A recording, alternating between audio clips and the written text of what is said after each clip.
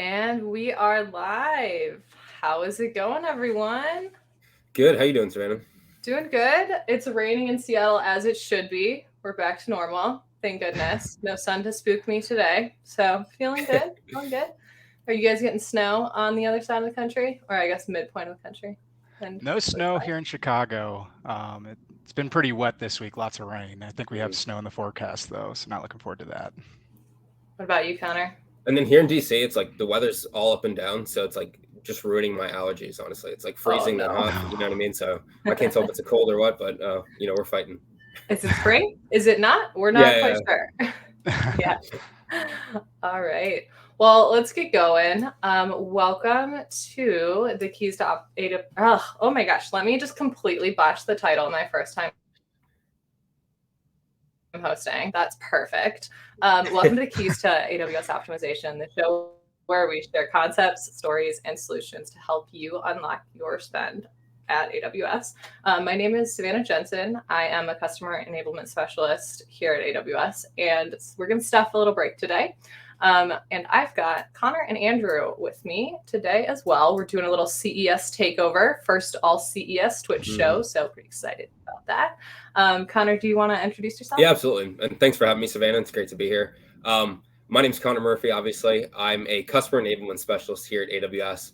Been on the optics team here for, I guess it's about a year and a half, almost 2 years now. So time's been flying. Customers I support, mainly telco, as well as a bit of energy customers. So, I'm awesome to be here and chatting about all the different tooling we have. We also have our fearless leader, Andrew, with us today. Andrew, would you like to introduce yourself? Yeah, thanks for having me, Savannah. Andrew Maingot, I've been with AWS a little over 3.5 years now. I started in the customer enablement specialist role, was supporting telco customers with their cost optimization, cost modeling, and visibility support. And then over the last year and a half, have been fortunate to move into a leadership role, so helping scale customer enablement within optics. And it's been a lot of fun, and I get to work with a lot of great people like Savannah and Connor. He has to deal with us every day. Yep. Imagine. All right. Well, thanks so much for joining me, guys. Today we are going to play a little game that I made up, and it is called Overrated versus Underrated. So we're going to be rating things and deciding if they are overrated, underrated, appropriately rated. So folks in the chat, if you want to drop anything in there, you can get our 2 cents on whether or not it's overrated or underrated. But I'll start off with a pretty easy one. Connor, do you think Andrew's mustache is overrated or underrated? It has to be underrated. It only makes an appearance like 3 to 4 times a year. So, the longer we see it, the better, in my opinion. However high it's rated, I think it's underrated. We love Exactly. it. It's always a good surprise. He never tells us when it's coming. We just log onto his Just phone pops and it's on like, video. Yeah. It's so perfect. thanks, Andrew, for gracing Twitch with your mustache's presence. Of course, my pleasure. All right, enough horsing around for now. I know when we were doing kind of some of the prep for the call, we were chatting about what to talk through. And Connor, you and Steph did the CFM talk last month, and I understand you got in a little bit of a tiff about Cost Explorer. Yeah, I don't know if tiff's the right word. It was more just like we were a bit passionate about the way that we look at things. And the way that I look at it is, in my opinion, I think Cost Explorer, in the way that people use it, is extremely underrated, almost like criminally.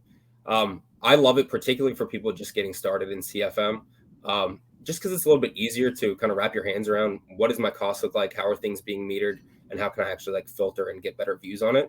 I think it's an awesome kind of like 100 level entry point, and then you can use the data that you're going to get in Cost Explorer to filter, really start to dive somewhat deep on particular costs you're looking at or particular anomalies, and then you can use that information to then start querying out of the curve. So it's a little bit maybe more about personal preference in terms of how you would go about diving into certain types of cost or usage questions. But I'm a big believer in Cost Explorer, filtering on different services, grouping by API operation and usage type. In my opinion, are like the 2 key ways to get a lot of detail. But yeah, Steph was a little bit more, maybe technical and hands-on, like, hey, no, let's immediately start writing queries. Whereas for me, it takes me a little bit of time. I got to see what I'm looking at in graphs before I can just start trusting the data that comes. Totally. Andrew, you want to say something? Yeah, I agree with Connor on this one. I know for me, Cost Explorer was great, especially as I was new to the cloud and new to AWS and really trying to learn the technology. And it was a great way for me, and I've seen others do this as well. Really start to dive in and get a better understanding of cost and how to visualize it. And I think one of my favorite views within Cost Explorer is grouping by running hours, being able to see, is there any elasticity availability that we could be taking advantage of, when we start looking at things like such as reserved instances or savings plans, is there an opportunity there, not only being able to look at the cost, but the running hours, I think is very powerful view as well. That's one of my favorite, like, not secret, but like not super widely known things to do in Cost Explorer. And that's, if you guys are watching, it's filtering a usage type group to include running hours. If you type in running, there are a bunch that'll come up and you can see both the cost and the usage for EC2. Super helpful. I'm gonna say maybe something kind of controversial given what you guys have said. So I'm a really big fan of Cost Explorer. It's like my first stop shop, like one-stop shop when I'm starting to look at something. The visualizations, all the toggling is great. I would say depending on who you are and where you sit in an organization, it might not be the best first choice for you, or it might not be what you're most comfortable with. So if you're really comfortable in SQL and have that technical background and know exactly what you're looking for, if you have like an instance ID and you're trying to look for something, then maybe starting with the Cura is what's right for you, especially if you've got kind of like some sort of dashboard setup outside of Cost Explorer, if you've got the Cloud Intelligence dashboard framework running in your environment, or some other tool that you use, maybe that's the right first choice for you. When I'm investigating stuff, I definitely start off with Cost Explorer, but it's not necessarily always like the perfect solution, depending on what you're looking for, I don't think. I hate to contradict myself, but I also can think of another situation where, like, as a linked account owner, if there's particular types of chargebacks, maybe it's not your best, source of truth either. So yeah, I totally get what you're saying, Savannah. Yeah, especially within an organization, depending on the Cost Explorer preferences that you have set up, you may or may not be able to see RI benefit there. So if Cost Explorer is just showing kind of that sticker price for on demand and you get charged out at the end of the month and get a different bill, maybe that could be confusing. That's probably just an education point, but yeah. Anything else on this one, guys? No, I think Cost Explorer is, it's a great tool, and it's one of the phrases that I like to use. It's one tool in the toolkit. It may be able to help you answer a specific question, be a great intro, but to your point, Savannah, like it's not the end all. That isn't the only spot to be able to help you find what you're looking for, find those opportunities. If you need to go a little bit more granular, the cost and usage reports are there as well and are another great resource, especially if you do have those technical skills or you have the right query to find exactly what you're looking for. Totally. I will say Cost Explorer does have quite a few tools baked into it other than what we refer to as kind of the standard Cost Explorer, including savings plans, recommendations, and monitoring tools. So one thing that I think is maybe a little bit overrated is buying one huge chunk of savings plans just once a year or once every 3 years, and then just kind of not looking at it again. Obviously, there are some situations where that might be okay, but what do you guys think about purchase strategy? I think it depends. If you have a very predictable workload where it's not going to be changing at all or might be changing minimally within your organization, then an annual purchase strategy might work. However, if you have an environment where, things are going to be changing, maybe you want to explore a purchase strategy of, quarterly or biannually to give you a chance to review any changes in your environment and allows you to be more flexible in terms of how do you want to adjust your savings plans when you're going to renew ones that are expiring. So, kind of like everything, the answer is it can depend. But I do think there is some value in an annual purchase strategy, Savannah, depending on your situation. I would say, I think any strategy is better than no strategy, right? So if it's annual, right, that's better than nothing. One of the things that I've worked with some customers recently on is trying to do it a little bit more frequently than annually. And what that allows you to do is start to layer in potentially like 3-year savings plans, like 3-year computes that are going to almost like double your savings on a dollar for dollar basis, aligned with, maybe some additional 1 years. So I think if you're able to increase your cadence, you're probably able to be a little bit more aggressive in terms of your coverage targets without, running the risk of any underutilization, right? So that's the only time I could consider it, maybe more than annual cadence is better. But having said that, right, there's downsides to it as well, because you're going to have to be, much more active in your management for it. You're going to have to be constantly, running different queries, understanding how your usage is changing. So really, it kind of depends on what's important for you in your organization. But I think, any strategy is better than none. Yeah, definitely do something if Yeah. you've got the ability to do your own permissions too, right?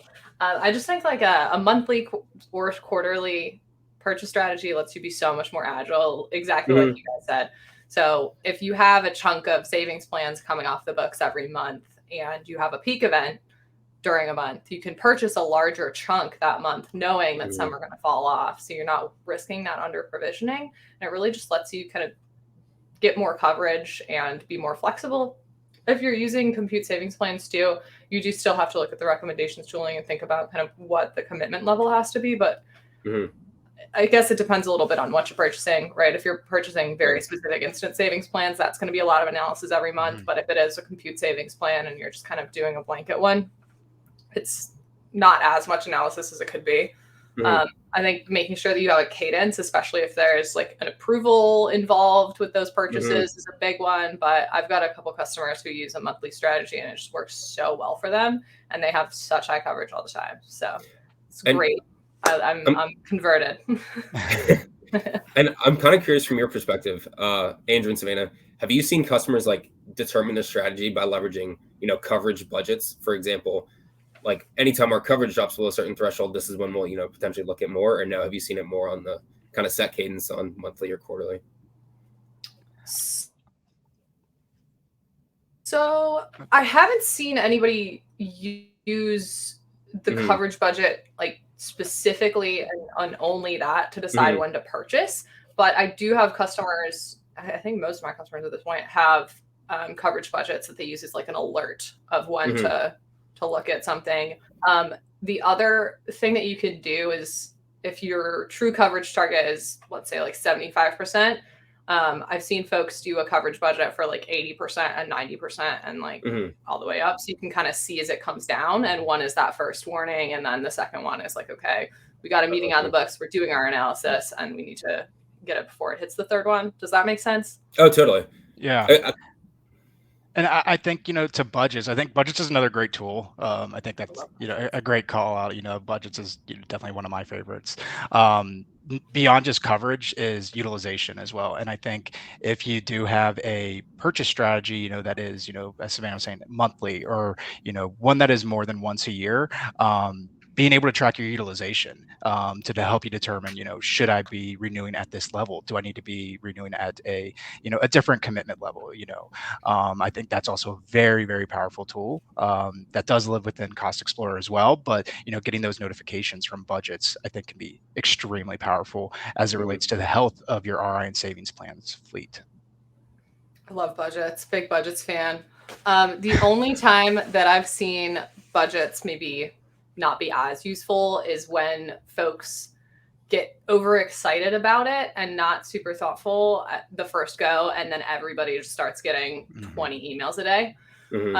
If that's like a notification fatigue issue and people stop looking at them completely, then I think that's definitely an error in the implementation. But as long as you're starting low and going slow, or being thoughtful about what you're alerting for and not kind of arbitrarily picking some numbers to see how it works on the first go and then leaving it that way, I think it's amazing. I love budgets. I think they're great.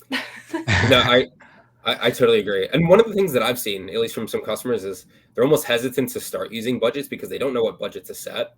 And one of the things that I think has kind of helped with that is I think there's that new auto adjusting feature, right? Where you can kind of look at the past 6 months or, whatever time period and use that as a starting point. Because it's almost like cost anomaly detection, right? It's like you can only get better once you start using it and actually coming in and seeing, okay, how is this impacting my, day-to-day business or, my costs? So I'd love when customers kind of use that as a starting point. Savannah, to your point, maybe you set your thresholds a little bit higher so people aren't getting spammed with emails, and then you can go from there. Yeah, the other thing that I've seen folks do is use a budget and like the time of the month you're in as a trigger. So if you're monitoring your overall spend and you set it at 50% or 80% and you get that budget alert on day 3, that's not a good sign, right?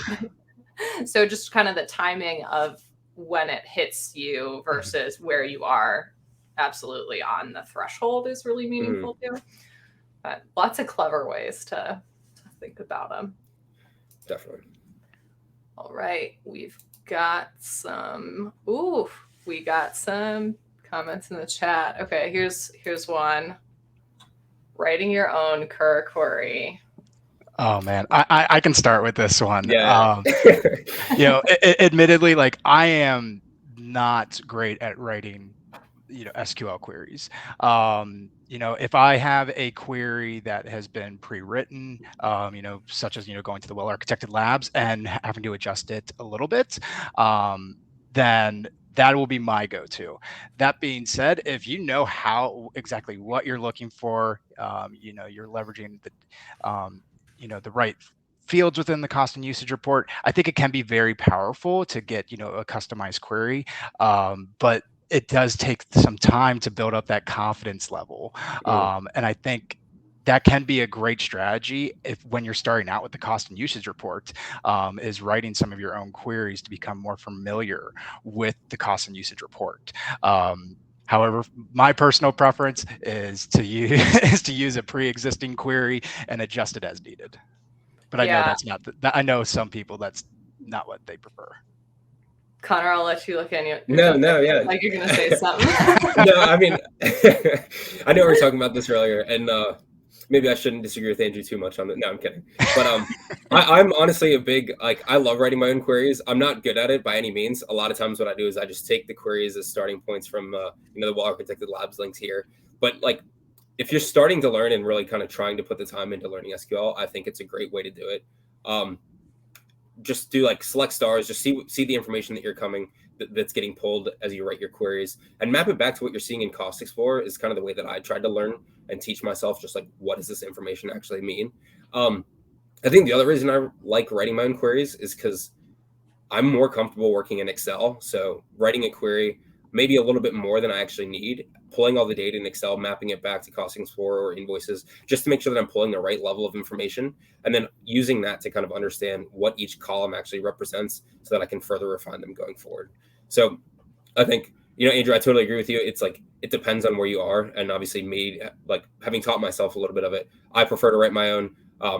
Quite frankly, I have like 3 queries that pull just about everything I need, and then I just filter differently in Excel depending on what exactly I'm looking for. But another thing that I think is great to write your own queries, I don't know if we have like the link handy. If not, we can hopefully get it after, is like that query dictionary. I think is almost like the holy grail to writing your own queries. Just giving you pretty much all the different columns that you have, pretty much what you can pull out of that is an awesome starting point. Even if you don't need all that information, it's just helpful to know what all's there. Because the Kerr has probably more than we'll ever need, but it's definitely a good starting point. Here we go. I'm like, I've got all these links bookmarked, of course, and can't find them when I need them. No, of course. And to be totally transparent too, sometimes those queries in the well-architected lab overwhelm me, and I'm like, I don't even know what this is going to pull. So, I think I'm going to say, I don't know if writing your own query itself is overrated, but feeling like you need to is the part where I get stuck, because I have a lot of folks that I've worked with in the past or customers who are just starting out who get really stressed about the idea of having to write their own query from the ground up. And I think that is the part where people get stuck, is that like terror of, oh no, I don't know how to write this entire thing. And you Google SQL and you're like, oh my gosh, there's so many joins. What does this mean? So if you can kind of unwrap your head from that a little bit and just start with a very simple select statement, like that select star limit 10, start looking at what you're actually seeing in the Kerr, then great. At this point, we've got so many resources to help you get started, like the well-architected labs, the data dictionary. There's kind of lots of resources out there for the Kerr at this point. And I think those are great and really like soften that learning curve a little bit, because once you do it a couple times and once you use a query that somebody's already put together, I think it gets easier. You realize it's not like a big scary thing. It is something that you can really tweak a little bit yourself and get your hands dirty with, and suddenly the Kerr becomes like an accessible thing instead of a black box of data that you're sure that you probably need to see some of it, but you're not really sure how to get there, right? So I think data exploration is underrated. I know that's how I learned. I think that's probably how everybody learned with the Kerr. I know Alex always tells the story of printing out all of the column names and some Kerr data to try to figure out what's going on. I feel like that's like a rite of passage. If you started working in cloud financial management in like the last 5 or 6 years, probably, it's just like, okay, let me print this. Okay, this is also not helpful. What do we do? So, go ahead, Connor. No, you go ahead, Andrew. Sorry. I was going to say, so we've mentioned the Kerr cost and usage reports a couple of times now. I'm curious, Savannah, Connor, like, what are some of the tips that best practices that you've seen when actually utilizing the Kerr? Because it is such a massive file. There is so much data. Like, what have been some of the successes that you guys have seen when leveraging cost and usage reports? So I would say start in another tool, or like use it in conjunction with another tool, just like Connor said. So the Kerr is the source data behind Cost Explorer. So you'll see a lot of the same fields in both if you start looking at the data dictionary versus your filters. So if you can find kind of what you want in Cost Explorer, or if you can like narrow it down to something that's filtered, you're like, okay, I need more detail, you can then use those filters in Cost Explorer and populate your Kerr query with similar filters. So like usage type is exposed in Cost Explorer. That's a really good one. Usage account ID is linked to account ID and vice versa. So I would say that's usually the best way to do it, or the quickest way to do it, in my opinion. No, I totally agree. To be honest, that's exactly what I do. Filter for even if it's specific dates, right? Like start and usage dates.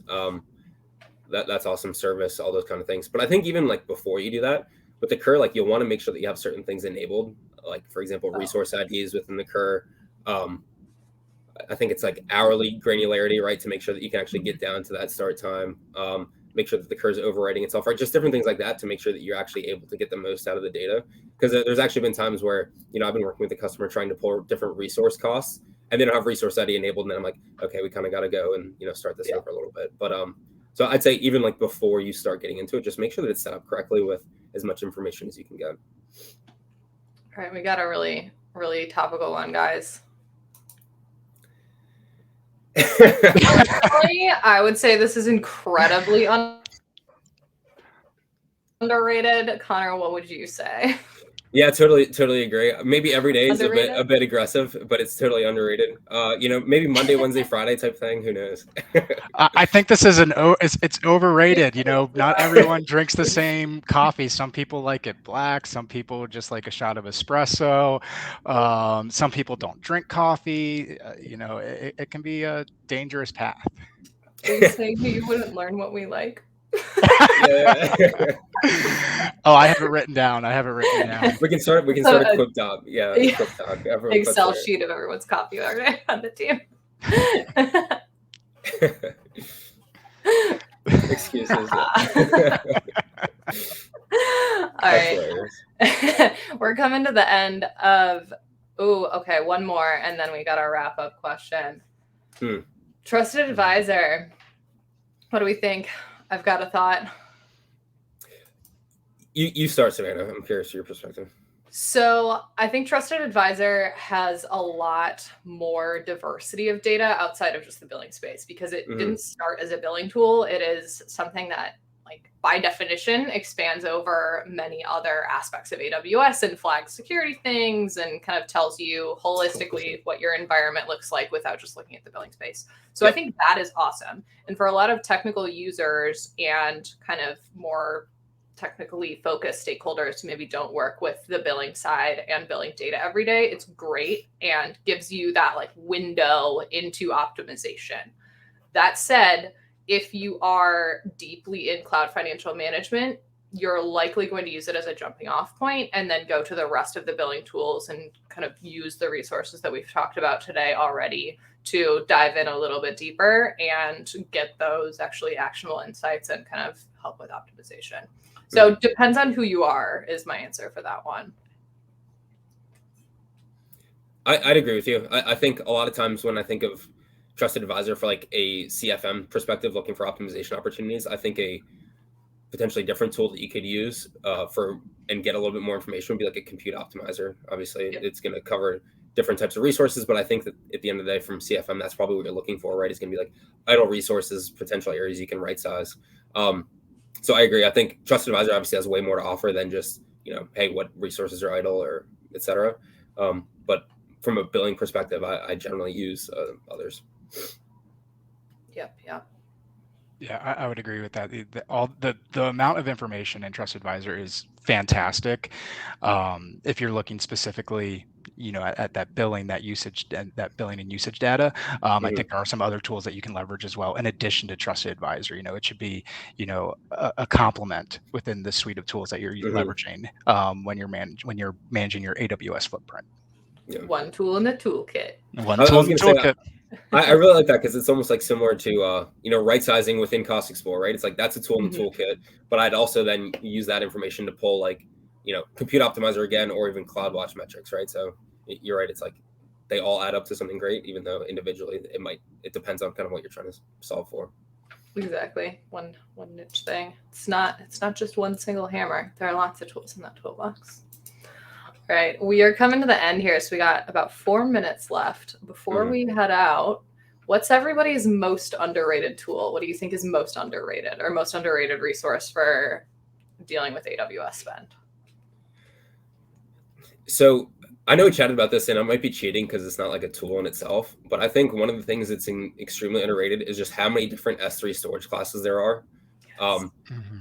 And there's new ones coming out like all the time, it seems like. A great example we had within the telco space, and Steph was actually a part of this one, was a customer who was leveraging, I think it was infrequent access, thinking that, hey, we've already kind of maximized our coldest type storage, not realizing that Glacier Instant Retrieval had just come out, right? So just kind of keeping on top of all the different storage classes we have and understanding the data that you're storing and where it might best fit, you can drive some pretty significant savings. I think, the story I'm talking about, we were able to get like 60% savings on a daily basis, and it was really a huge success. And it was something that was so easy just because, hey, the service team came out with this awesome new product. So I think the different options we have for S3 are probably one of the most underrated. Plug for S3 Storage Lens as well. I feel like people know about it now, but when it first came out, it wasn't super popular or super widely used within the cloud financial management space because it's through the S3 console, not through our billing tools, but it is exceptional. It lets you see your access patterns, and they just added a bunch of new metrics as well at reInvent. So definitely check it out. It's awesome. Yeah, mine would be cost anomaly detection. I think if you can actually put in, that time to identifying, is this a true anomaly? Is it not an anomaly? And allow the engine to get smarter, I think it can be a very powerful tool to, identifying when there is anomalies in spend, making sure that you have the resources that you can go and action those anomalies, and using it in conjunction with some of the other tools that we've mentioned. I think one that sticks out for me that I've seen, a lot of folks use in conjunction with anomaly detection is budgets. I think those two together can be very powerful. But making sure that you actually are going in and actioning on these and identifying if it is an anomaly to help it get smarter is the key when it comes to anomaly detection. But I think for me, that's my personal most underrated tool. Looks like we've got some anomaly detection fans in the audience too. Yeah, training it is a big one, and really adds the value that you can get out of it. The Slack hook for anomaly detection is also awesome because you can send those notifications out of the console and into your team's Slack chat, which is so convenient, and it just like lives where everything else lives. We're coming towards the end, but my favorite tool or my favorite underrated tool, it's not really a tool, but a resource, Cost Newsbot. I love Cost Newsbot. AWS Cost News Bot on Twitter. We have an internal Slack channel that publishes the announcements if you're internal to Amazon. All of those announcements that you want to look at and like want to keep on top of, tweet it out so you can see all the time. It's great. Keeps you up to date on everything. All right. Well, that brings us to the top of the hour. Thank you so much for joining, guys, and we will see you hopefully again. Bye, everybody. Bye, everyone. Bye, everyone.